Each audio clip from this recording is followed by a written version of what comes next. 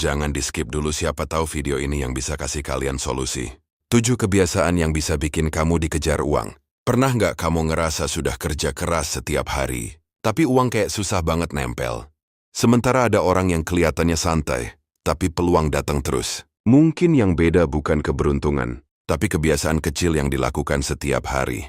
Di video ini aku akan bahas 7 kebiasaan yang bikin kamu nggak lagi sibuk ngejar uang, tapi justru uang yang mulai mendekat ke kamu. 1. Fokus naik level, bukan cepat kaya. Banyak orang tiap hari mikir, gimana caranya cepat dapat uang? Padahal orang yang berkembang mikirnya beda. Apa yang bisa aku kuasai sampai orang butuh aku? Uang datang ke orang yang punya nilai. Kalau skill kamu biasa, bayaranmu biasa. Kalau skill kamu meningkat, peluangmu ikut meningkat. Jadi fokuslah jadi lebih baik setiap hari. 2. Tetap tenang saat kondisi sulit. Saat uang lagi tipis, kebanyakan orang panik.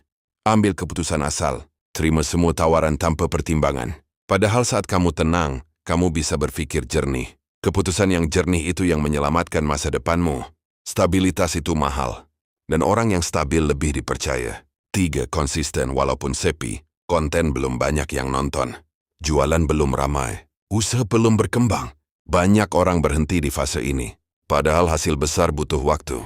Konsistensi itu seperti menanam pohon. Awalnya nggak kelihatan apa-apa, tapi kalau dirawat terus suatu hari berbuah. Yang menang bukan yang paling cepat, tapi yang paling tahan. 4. Disiplin mengatur uang. Percuma penghasilan naik kalau pengeluaran ikut naik. Orang yang dikejar uang biasanya mencatat pemasukan, mengontrol pengeluaran, dan menyisihkan sebelum membelanjakan.